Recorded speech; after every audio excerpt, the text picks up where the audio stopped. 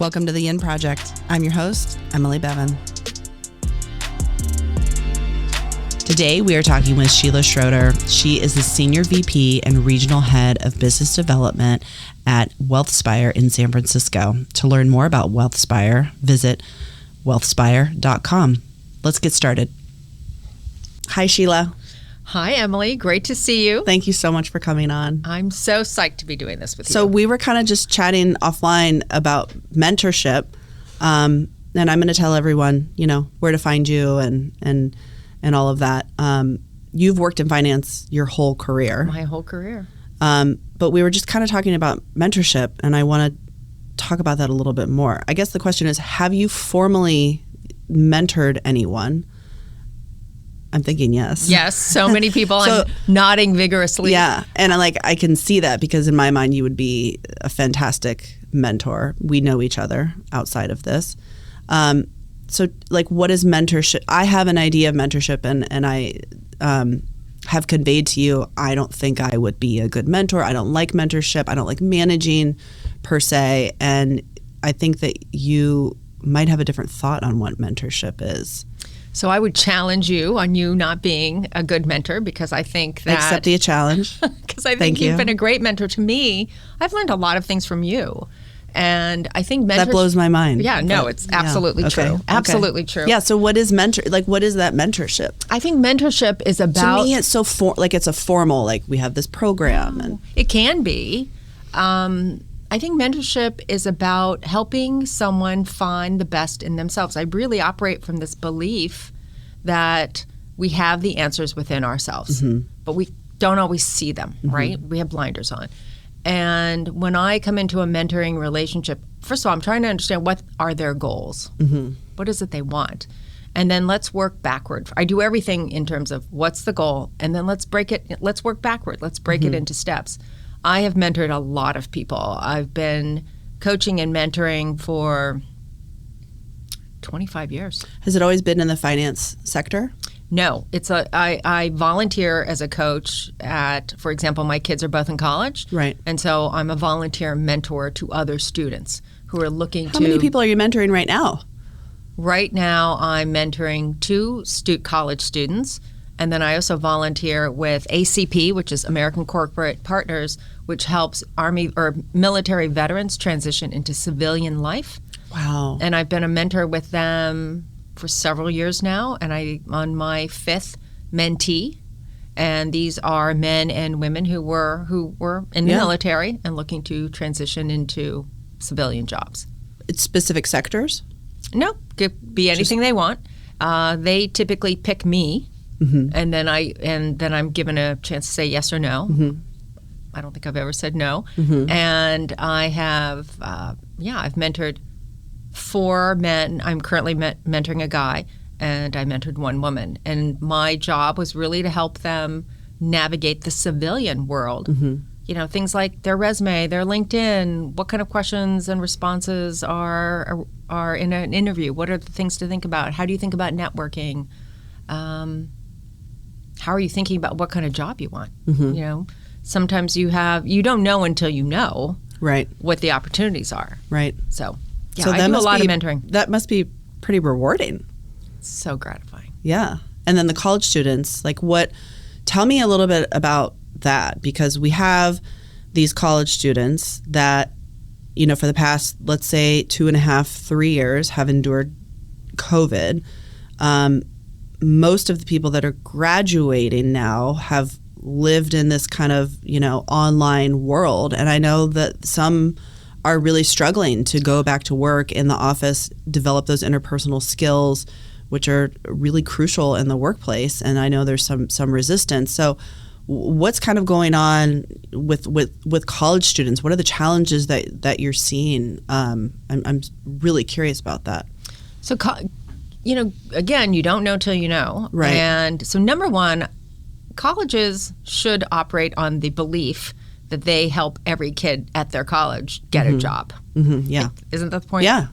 And then I deeply agree that if that's the college's job, then it's the community's job to help them execute on that, right? And so I'm a parent volunteer, for example, at my son's school, Actually, I'm involved with both of my children's schools, and these schools often have mentorship programs between alumni or parents of students, and you get matched up with a kid, with a student. And again, it's the same sort of thing. They're college students, but they want to get into the real world. And depending on the college, they often have great career centers. How to do a resume, what kind of, what should your LinkedIn profile look like? How do you network? Those are all skills. Social skills are skills. And I think one of the things that's happened during COVID is that we've been so isolated, some of our skills have gotten a little rusty. Yeah, 100%. Right? And if you're a college student, they may never have developed. Yeah. Right? And so because maybe they didn't have the same access to internships. I mean, there's so much more access to internships than ever before. So that's great. And kids who are kind of at the top of the heap, probably have a basic understanding. But there are a lot of great kids and students that just don't come from the kind of backgrounds where they have those sort of business skills. They're not learning them at home. Right. And so as a mentor, I have worked with, kids over the years, and we just do, we run through everything they need. And then it's also part of my job to figure out what do they need? What aren't they aware of? And then kind of understand where is it they want to go and how do I help them create that path? And typical mentorships are anywhere from a school year to longer. Okay. So it can be 4 months, it can be 6 months, it could be, through the whole school year. I'm mentoring one student, and we've been working together. We started at the beginning of his junior year. Maybe sometime in sophomore year. He's now a junior, and he's killing it. He got a great internship this summer out here at eBay. That's so awesome. Yeah, he's great. And he does, I love doing these mentorships, whether it's with a veteran or with a student. They're highly motivated. They're really receptive. Yeah. And frankly, I learned from them as well. It's really cool. Yeah, I can imagine. That's giving back in such, you are a philanthropist. Like, you have so many great charities and organizations, and you give your time, you give your dollar, you give your expertise in so many ways, and I can see this is just another way of doing that. You kind of touched on it a little bit, just working with the younger people. You've been in finance your whole career. What advice do you have? And I want to talk a little bit about some of those challenges, like when you were young, starting out, working on Wall Street, working in Asia, and your experience. Like, what could you say? I don't want to say, like, what would you tell yourself back then, because it was a different time back then, but like, tell me a little bit about that experience. Like, and looking back, I'm sure there's like some moments where you're like, oh my gosh, I can't believe that was said or this was done. But then also, like, for women that want to get into finance, like, how has it changed? I think it's changed for the better. So tell me about that. And then also, like, what your experience has been like. Oh my God, you just gave me so much right there. It was kind of a lot, like, to go. So maybe we start with, like, what was it like working in finance as a woman at a high stress, high level, high, stakes environment? I will say it was the most exciting, interesting, fun thing I ever did professionally. Okay, great. Yeah, it was all those other things too. It was bumpy, and I'll talk more about that. But that feeling of being dressed to play, you're walking onto the trading floor. My blood pressure actually rises when I tell you this. You're at the office 6:30 in the morning. And right now we're in New York, right? We're in New York. Okay. So when I was in San Francisco, you're at the office at 4 a.m. Yeah. But in New York, I was up typically at the office by 6:30. And I'll give you a scene, for example, at Lehman Brothers. You walk on, and if you get in at 6:30, there are a lot of people who already beat you. They're already there. Okay. And you walk in, and we are there to be intense and to be focused and to make money for our clients. Right.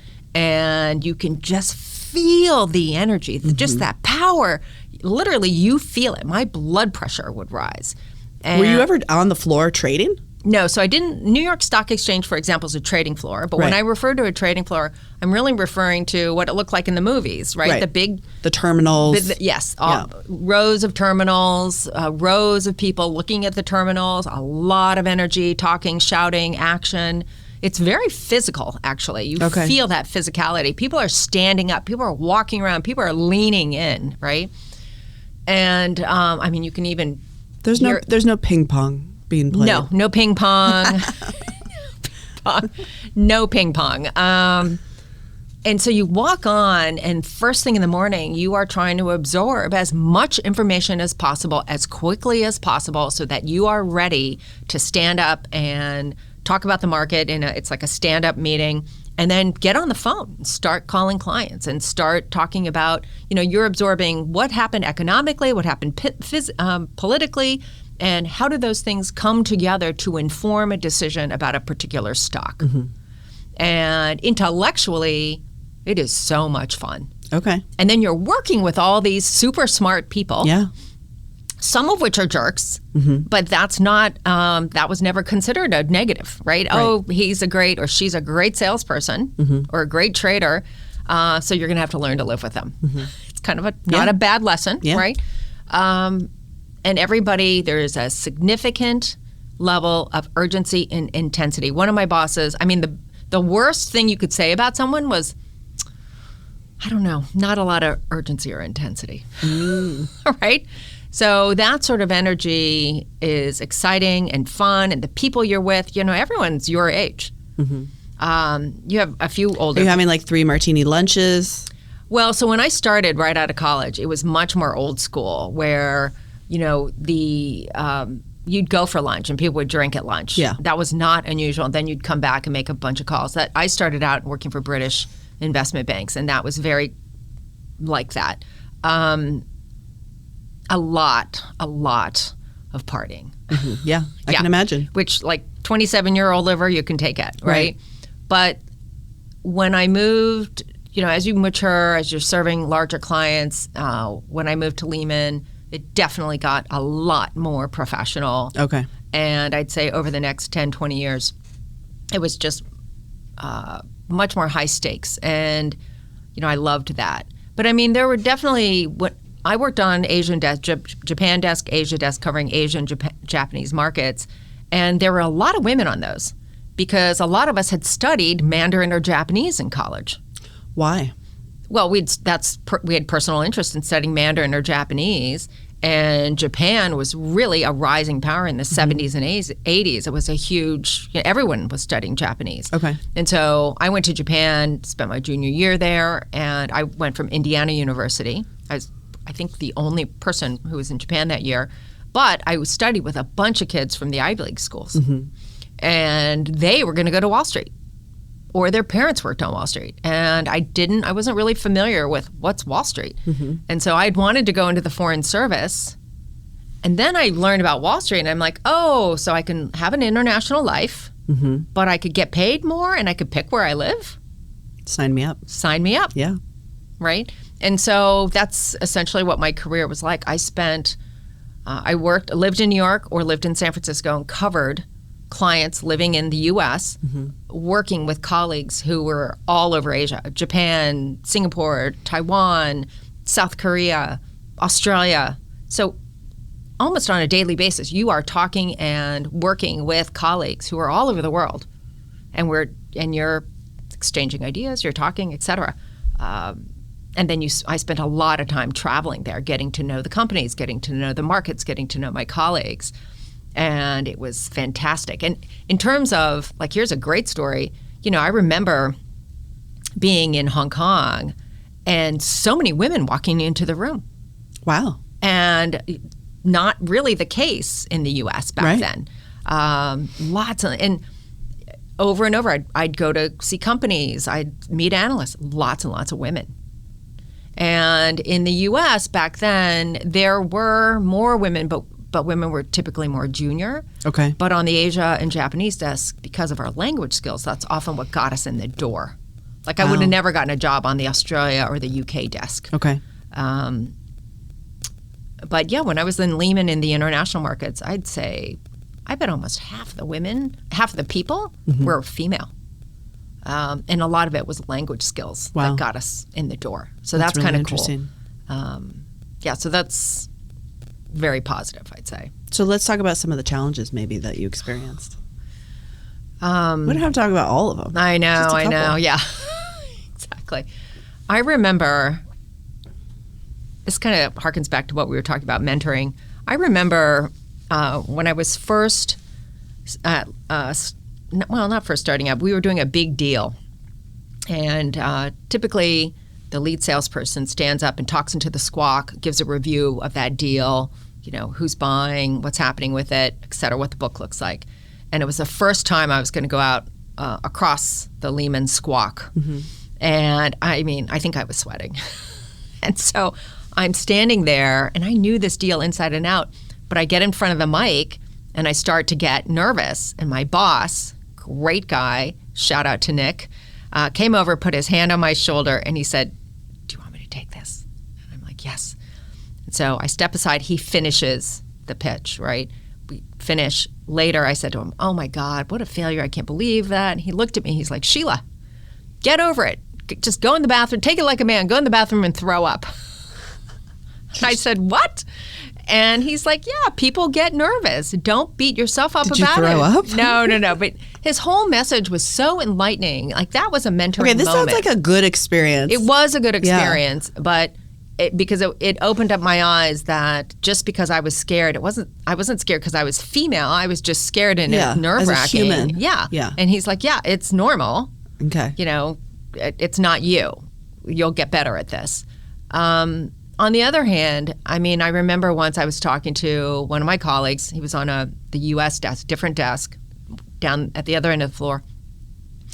And he hung up on me. We were talking about something, and he hangs up on me. And God, I was pissed. I stand up, march across the trading floor, and I said, "Don't you effing ever hang up on me again, blah, blah, blah." And I almost hit him, right? Fortunately, I didn't. My boss comes up. He's like, "What's going on?" I'm like, "Oh, my God, I almost hit him." And he's like, "I'm glad you didn't hit him because then I'd have to fire you." And this guy was such a jerk, right? Mm-hmm. And before he left the firm, he actually came up to me and he said, "I just want you to know I have a lot of respect for you." Mm. And he appreciated the fact I pushed back. That you push back. Right. Yeah. Sometimes people everyone wants boundaries. Everyone wants to know where they stand. Especially children. Yeah. And sometimes like adults, like they just want to know what the boundary is. And like, yeah, you can wind up being really valuable. And like sometimes people need to like, I don't want to say be put in their place, but put in their place, so to speak. Like, this isn't cool. It's not acceptable. Right. And this is the boundary. Right. And I think that's something that has been a topic du jour, topic of the year. Melissa Urban, who started the Whole30, she just did a book on boundaries and talking about like boundaries are a good thing and how to communicate your boundaries.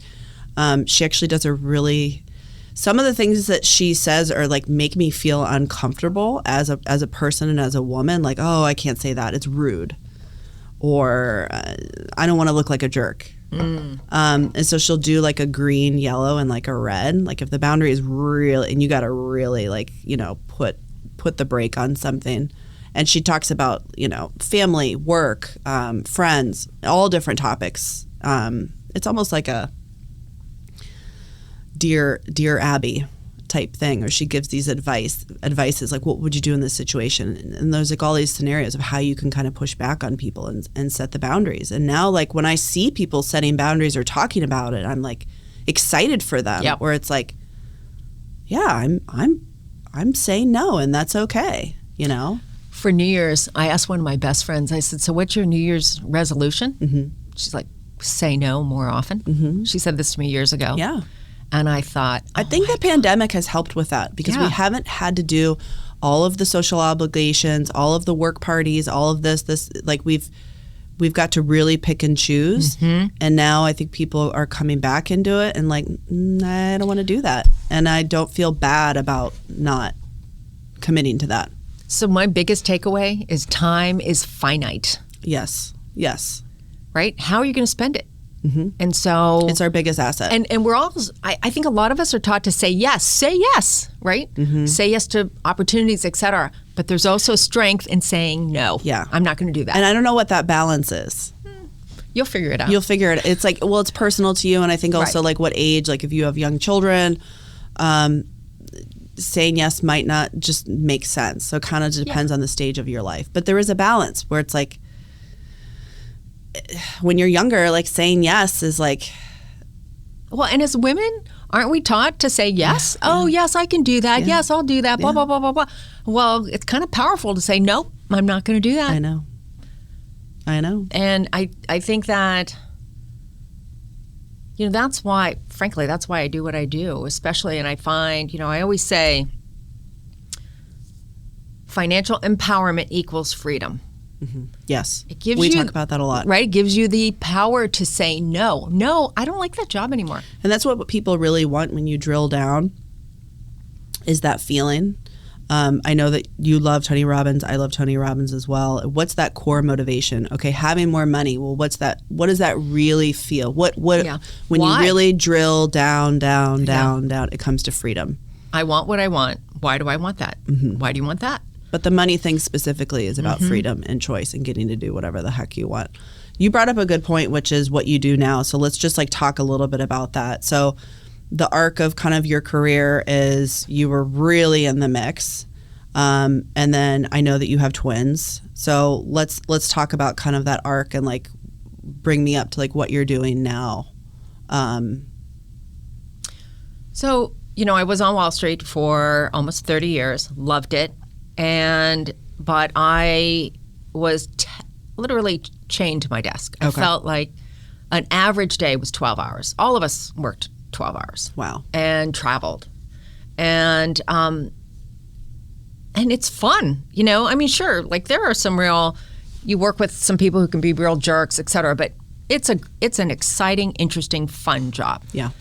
It's almost hard to leave the office sometimes. Yeah. Right? Because that sort of excitement, engagement. But I have twins. They're 21 now. And I felt that when they were young, maybe they wouldn't miss me so much. If I had a good nanny, that'd be okay. My husband's super supportive. He's, Mr. Dad too. We're real partners. But there was a point where I said to him, look, by the time I'm a certain age, I want to be out of this business because I want to spend more time with my kids. Right. And I wasn't about spending more time with my kids for them. It was for me. I had these kids. I wanted to spend more time with them. But I also was deeply invested in a career that I had worked hard to get to a certain point, like getting to managing director. Did you feel like you had to choose? Yeah. And I remember, I wish I could think of that article, but about, it was a very big article that went around about this woman who decided, she had a chance, I think, to work in the White House, and at some point said no. Her son was going through a tough period, and she said, look, I'm gonna dial it back a little bit. And it became more important to me to be able to have a little more flexibility, to not only have a career, but be with my children and be in my community, right? Do more volunteer work, things like that. And frankly, I created choices for myself, right? Because I had worked so hard, saved and invested every bonus I ever made.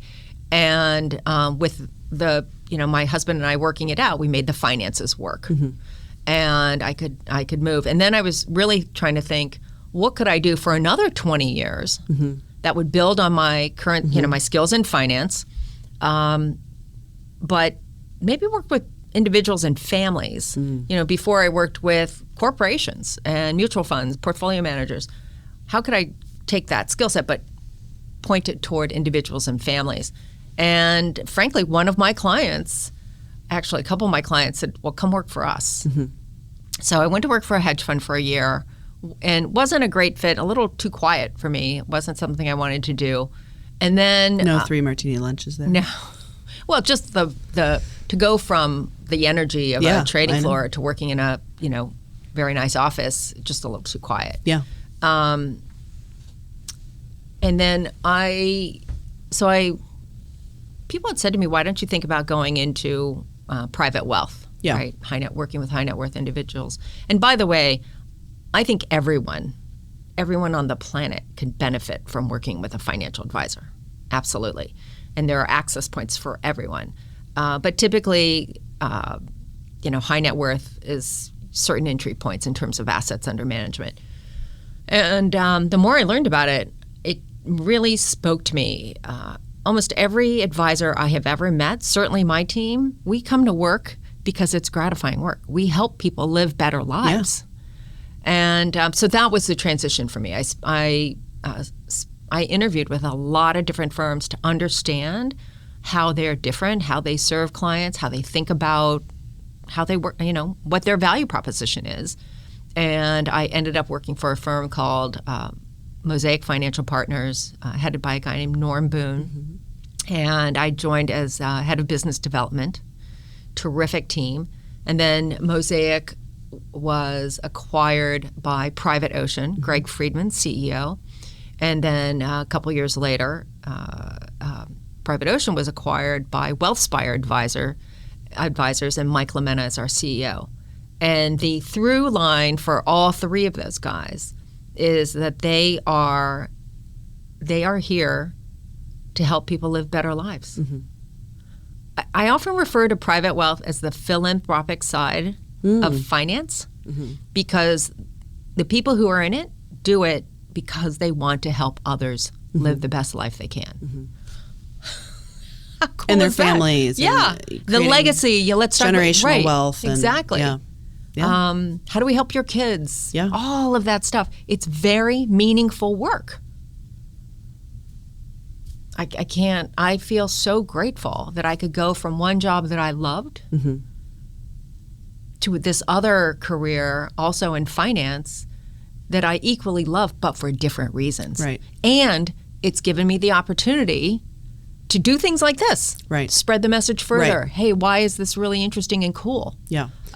So I know one of the things, you have a lot of different passions, and like I said, you give back in such a big way, in a lot of different ways, which I think is a reflection of your interests and your personality, and just you being a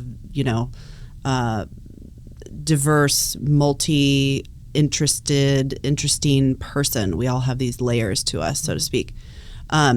Women in finance, I know, is a big passion of yours. So talk to me a little bit about that, and talk to me about, like, what are most women, not necessarily, like, let's just talk about women in general. What are they not doing that they should be doing? Like, what are the common money mistakes that you see on a broad spectrum? So there are two things. Number one is waiting to save. Mm-hmm. Oh, when I have more money, I'll start saving. Number one mistake. Start saving today. Where are we putting this money that we save? Well, I can talk more about that. Okay. The first mistake is waiting too long to save, waiting to save. Number two is not having a plan. Mm-hmm. Biggest mistakes. Women also often say, oh, I'm so ashamed, I don't know X. Mm-hmm. And I'm like, look, let's get that word out of our vocabulary. Nobody springs from the womb understanding personal finance. Do you ever see that changing? Like, I never had, personal finance in high school. It seems like it's, kind of up to the parents to teach it to their kids. Like, do you ever see that changing? We're here today. Right? We're talking about it. We're talking about it. Yeah. And I look at my firm, 33% of my advisors are female. That's awesome. 40% of our upper management is female. I've got all kinds of fabulous women that we work with. Mm-hmm. And we serve a lot of primary breadwinners who are female mm-hmm. and their families. So yes, it is changing. Women are having money conversations. Mm-hmm. That's what I do for a living. I talk about money. Mm-hmm. That's what we're doing today. Yeah. And so these two mistakes, waiting to save, not having a plan, and then being ashamed about it, mm-hmm. like, let's get rid of that stuff. Mm-hmm. And so, yes, to answer your question about what do, you start saving. Put it in a bank account. Put it into a jar. just start accumulating some money. Savings is what you do so that you have something to invest. Mm-hmm. And then you start investing and you have a plan around that. So the New York Times reported today, actually, and the stat, I want to say about 30% of people over 65 have very little. And we've talked about this because I know that retirement planning is a big passion of yours as well. Like, have no savings. Have no savings. That's really scary. Yeah. How do you think that's going to impact just the country in terms of Social Security, and what's going to happen to these people that have no savings? Everyone is going to be on Medicaid. I read an article that said that the fastest growing group of homelessness is over 85. Oh, that's terrible. It makes me want, it literally, I lie in bed at night thinking about that. Wow. And I know people will say, I just can't save. I'm living hand to mouth. Right. I get it. Mm-hmm. But everyone can save. Mm-hmm. You can save. I have met people. I know people. I am that person who I needed every dollar. I still paid myself first. That was a money message I grew up with. My dad used to say, pay yourself first. Mm-hmm. I hear that over and over again. It's a very Midwestern kind of thing to say. Yeah. As a fellow Midwesterner. Pay yourself first. What does pay yourself first mean? It means put aside a little bit of money every time you get a paycheck and start to accumulate that and then make a plan for it. Mm-hmm. And often people will say to me, like, I'll speak to students and nannies and all kinds of people, right? People will say to me, oh, it's only $5. Mm-hmm. I'll say, well, $5 a day, at the end of the week, in 5 days, you've got $25 right there. Right. Or $35, right? Multiply that against the month. If you're doing it 5 days a week, all of a sudden that's $100. Mm-hmm. It starts to add up. Mm-hmm. Yeah. And it's hard to buy a cup of coffee without spending $5. I know it is. That's basically in the San Francisco Bay Area, $5 is the entry point. The entry point for the coffee game. And so on one hand, like, people talk about this all the time, and when people hear it, they roll their eyes. They're like, "Oh, really? I'm going to get rich on $5, on saving $5." That's not the point. No, right? No. It's so if going to Starbucks every day is important to you and that brings you joy, budget for that. Have a budget for joy. I'm a big believer, but find other ways where you can save money. Bring your lunch to work. Mm-hmm. Bring your breakfast to work. Make sure that you don't eat out that often. Whatever it is that you think there's some wiggle room.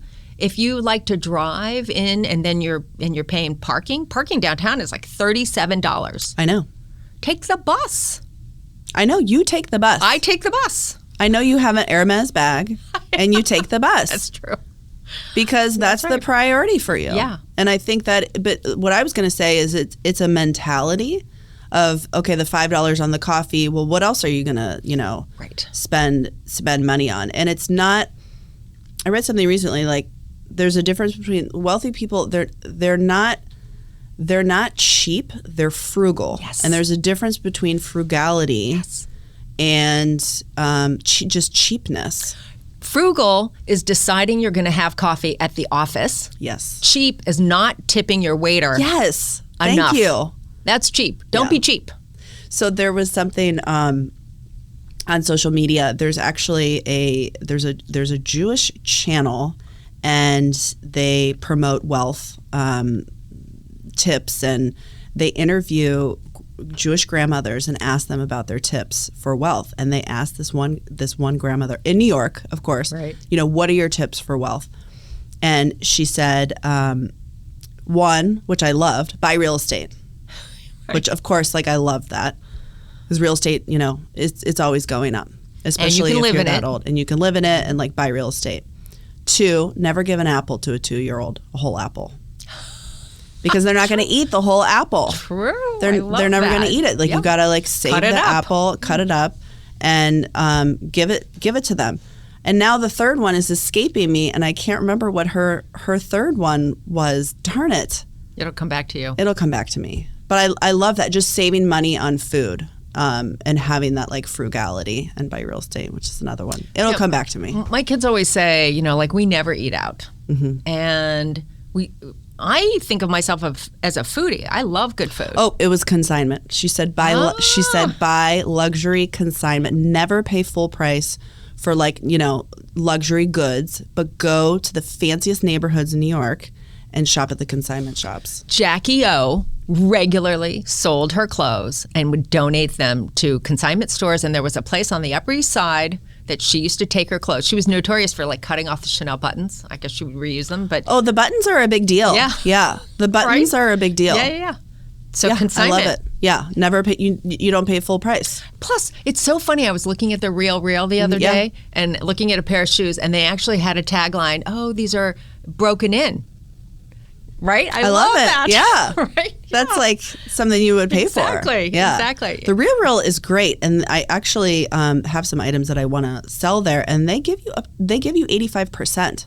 Like most consignment shops, it's are like only rent the $50. runway, but you get to pick. Yeah, exactly. Exactly. Yeah. Okay, No. so I got us off I had to remember that third one. I got us off the your thought, which what were you? In terms of frugal versus cheap. Yeah, that's where we were talking about. Yeah. So I think. So sometimes my friends will tease me because on And you one were talking hand, about your kids too. well, You never go out to eat. That's what you were saying. we never go out to eat because we like to cook at home, and often it's just healthier and better. I mean, sure, we are not professional. It's very expensive. Yeah, it's I expensive. took a client out to lunch recently, and it was $25 for a salad without any protein. Right. That's a lot. Yeah, of and money. the protein is like $10 extra. Yeah, exactly. And I try to think.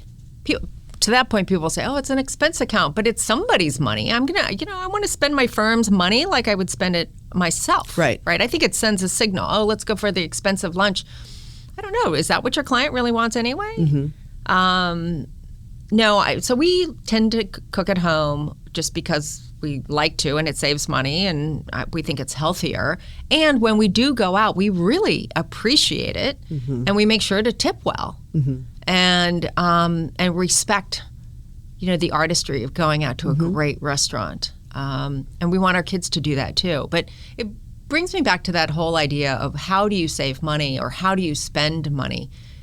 It's about making choices. I choose, if you're saving for one thing and you're trying to look for money to save, and you've gotten to a habit of going for coffee. That's what the coffee is. Right. If you truly enjoy, like St. Frank in San Francisco, they make a fantastic cappuccino. I will really brings me a lot of joy. Right. That's one thing. But then if it just becomes this habit, and then you get the takeaway lunch, right, and then you're buying things that are kind of disposable items that just wind up, the stuff from Target. Everybody goes to Target for one thing, and then they wind up with a bunch of other things. Yeah, you walk out of there with $100 bill. It's always $100. Right. They don't let you leave unless you spend $100. Right. But it's just the American consumption of buying. Like it just becomes this habit where I don't think we collectively have a mindfulness on spending our dollar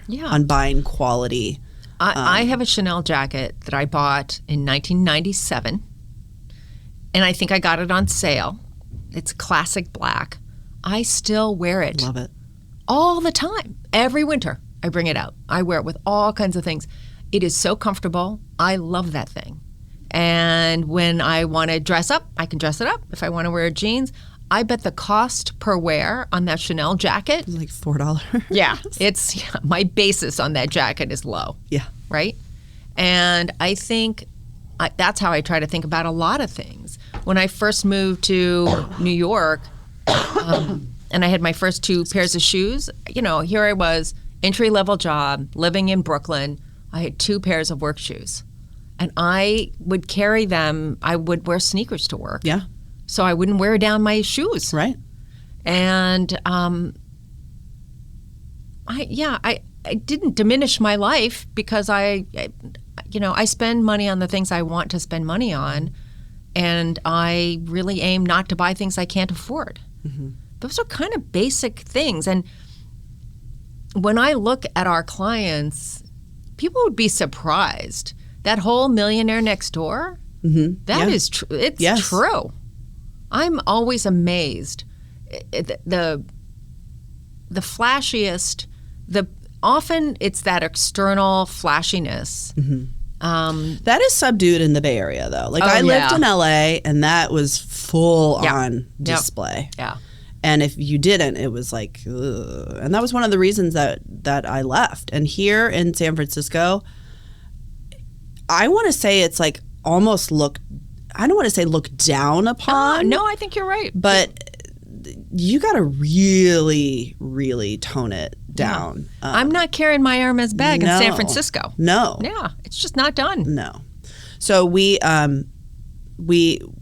I have a BMW, and I think I need this BMW for work. You know, it's this perception of of success. And we also have a Honda Pilot, and my kids love the Honda Pilot. They hate the BMW. I pick them up in the BMW, like, oh, the black car.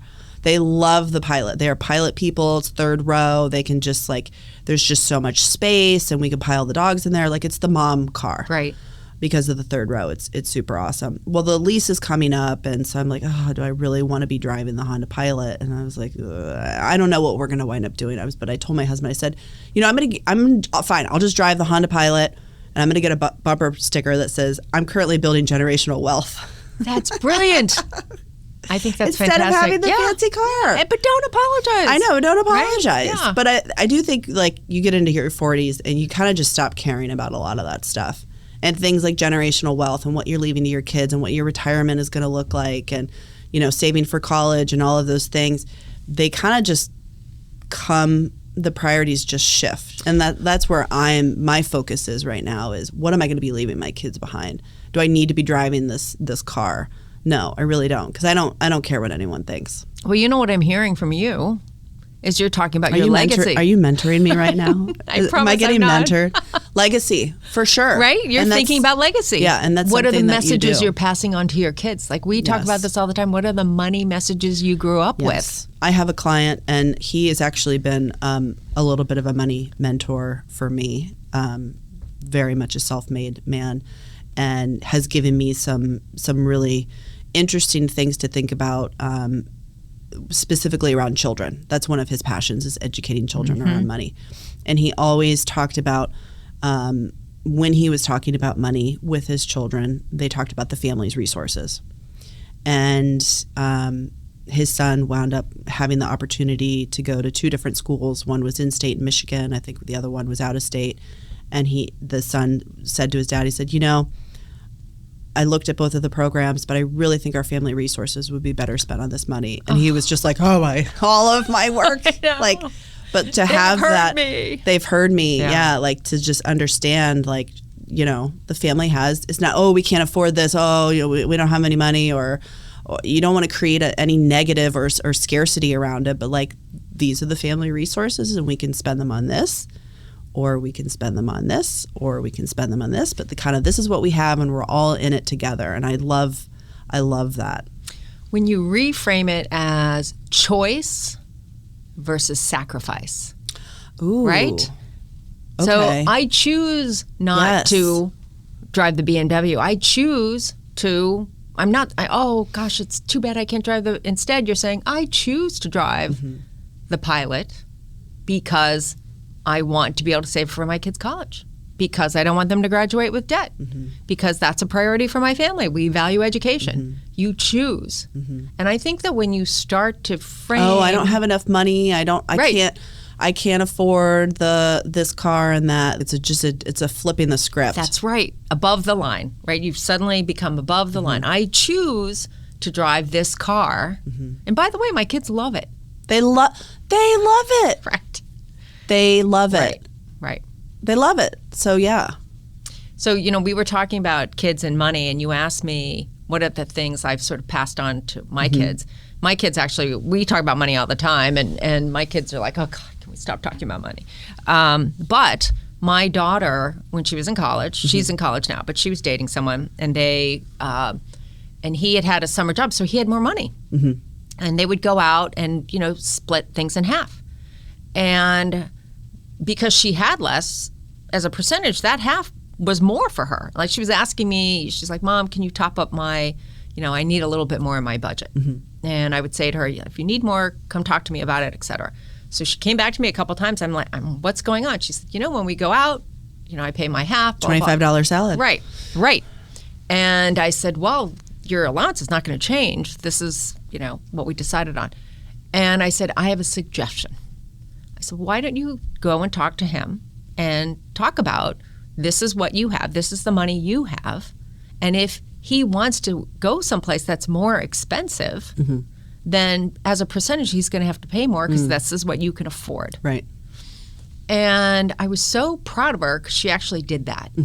And it led to an even better conversation between the two of them. It brought them closer. And I think that's often what people are. They're afraid of having a money conversation. But if they go at it and with that open mindset, choice, and they say to someone, okay, this is what I make, this is what I can afford. And so if they want to go someplace more expensive, then he'd be like, okay, I'm willing to budget for that. I'll pay more for it.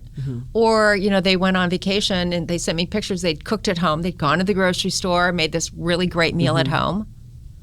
I mean, aren't those trips the most memorable? Yes. I remember being in Florence in college. Some girlfriends were there studying, and we were there around Thanksgiving, and we went to the store and made this huge, Thanksgiving spread. We didn't make a turkey or anything because they had a teeny tiny little oven.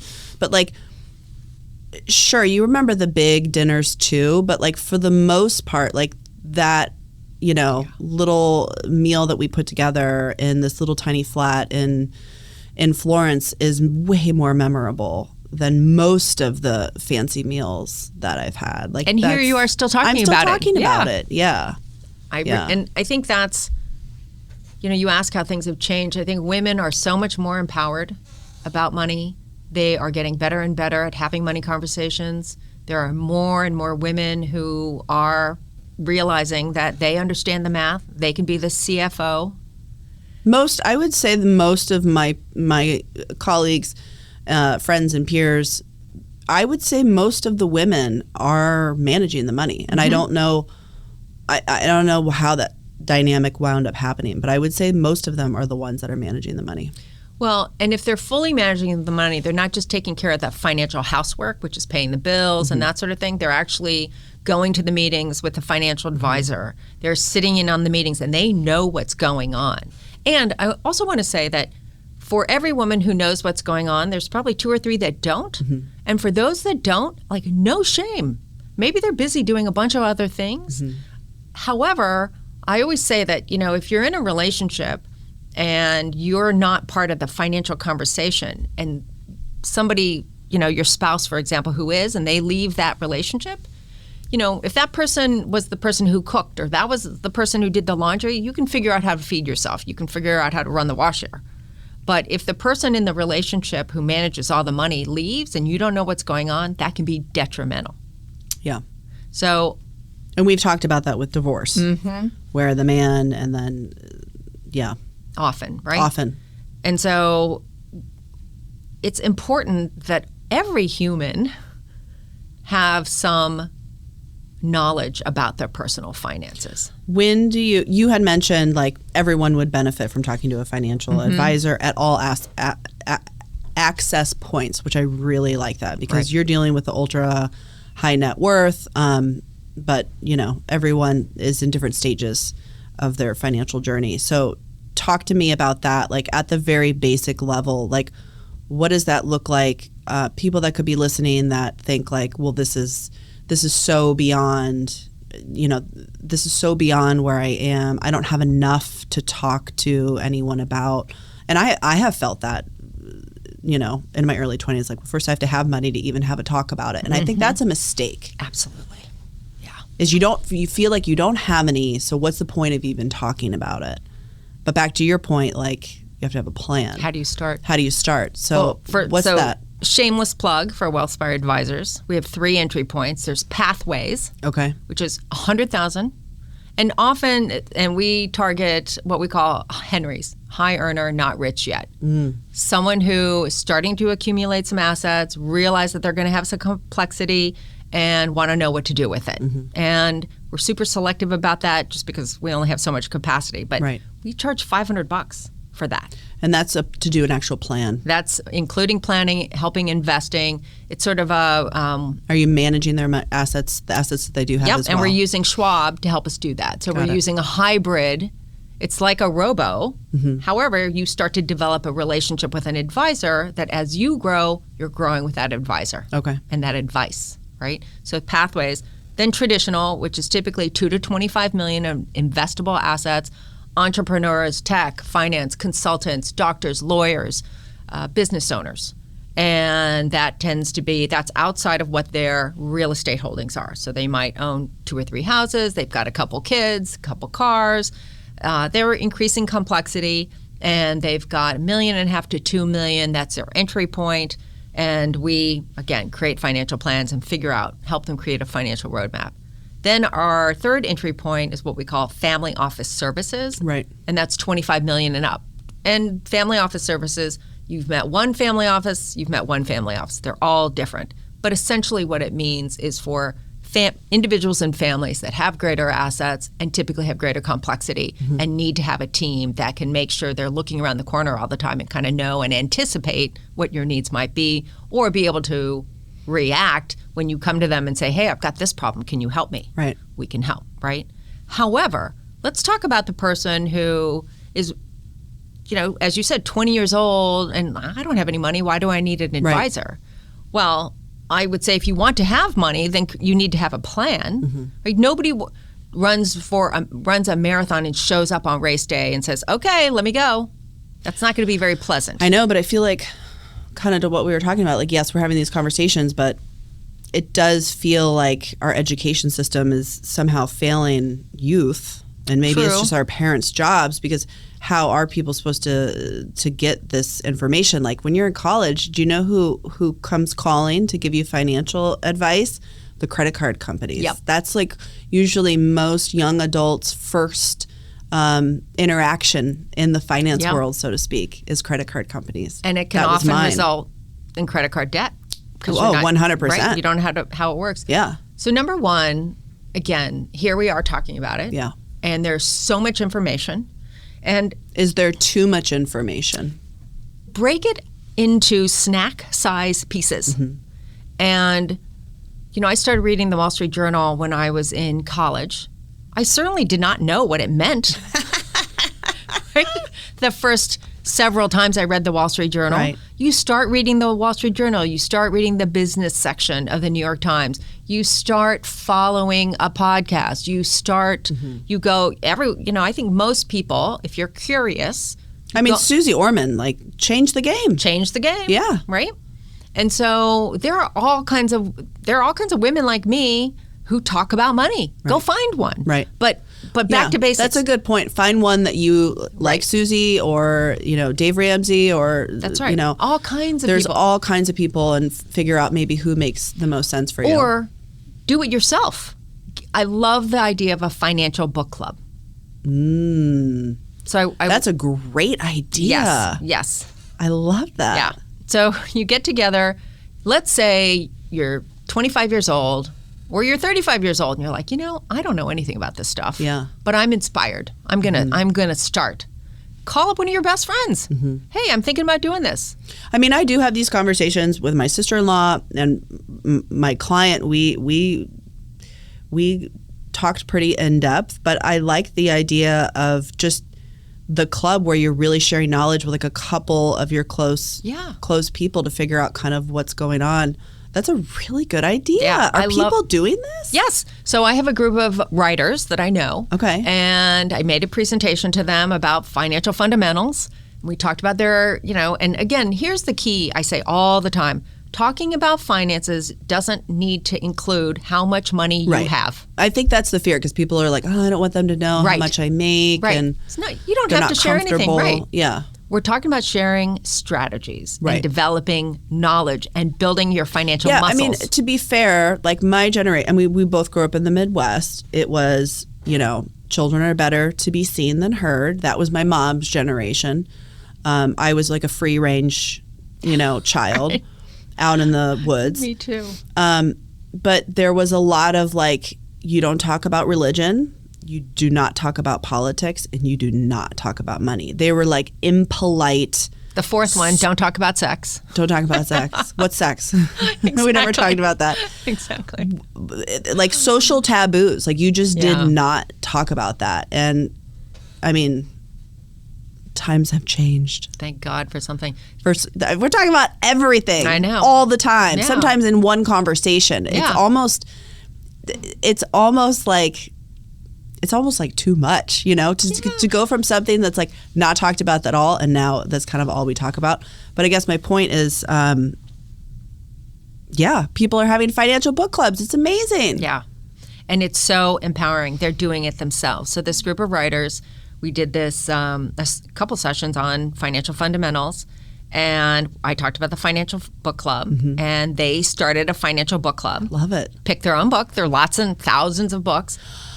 They're reading a book. Okay, got it. Yeah, reading a finance book. Okay. And then getting together to talk about it, and then having peripheral conversations. Can we talk about manifesting? Yeah, right. Because it is like, I think if you look back, there's ways to analyze Google, and you can see, what are the most searched terms? What are the books, podcasts, pieces of information that are being put out there? I think manifesting is one of the most buzziest things that are going on. Yeah, it can't happen unless you think of it. Right. But like, does it work? Yeah. Have you seen it work? Yes. Can you talk to us about it? These women are in entirely different financial situations today than they were 5 years ago.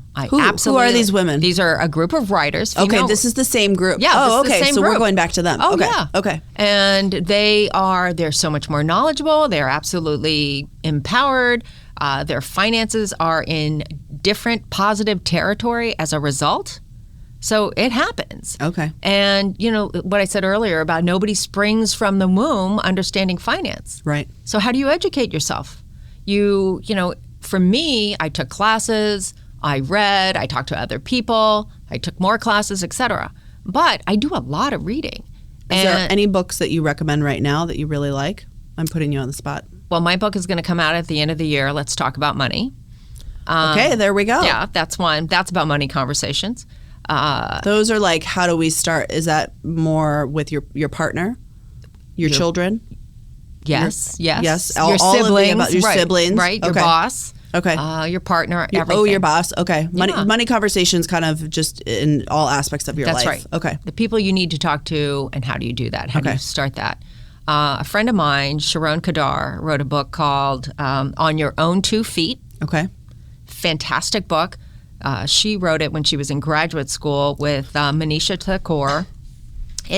I love that book. It really breaks it out into, I think, understanding personal finance is not complicated. You need to understand some financial fundamentals, and On Your Own 2 Feet definitely maps it out for you. And, I often say there's budget, investment, retirement, debt, and savings. Those are the 5 concepts. And they're not hard to understand. Right. Right. And so once you start to understand them, then you build on that. So back to your initial question, how do you start if you don't know anything? Google it. Google 5 financial fundamentals. Go to Schwab, Vanguard, Fidelity. They all have great my firm, Wealthspire Advisors, we have websites, and we have podcasts, we have audio, we have presentations. There's so much information out there. Just start. And I think one of the things that I want to point out is, it's all about compound interest. And sometimes and we're talking about like starting early, you don't have any money, but you're coming up with a plan, you're thinking about all of it. But I think sometimes even in your 40s, maybe even older, sometimes you think like, what's the point? I missed the boat.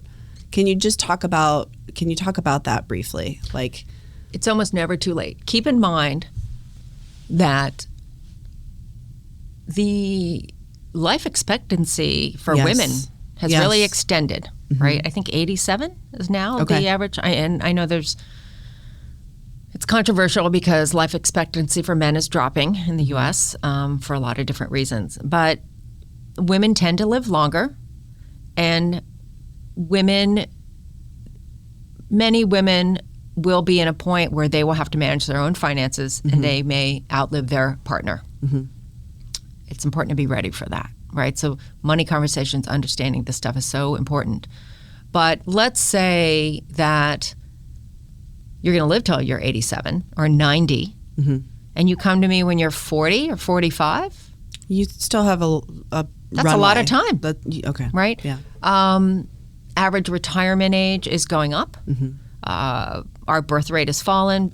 The government, people understand that there's a lot of ageism out there, but people increasingly need their older workers, right? Yeah. They need the people. So chances of working in some capacity far beyond what you initially. No, I think the dream, the 1950s ideal of retirement and the whole, that was very much a time. That is not. There are a lot of people that are going back to work because they don't necessarily want to live in Florida and golf all day. Right. Or they didn't save up enough when they were younger. Or they didn't save and they couldn't. Right. And so having a job to supplement your income, that's fantastic. But so back to your point, if you come to me and you're 45, if you come to me when you're 55, let's get a plan in place. Let's understand what the facts are.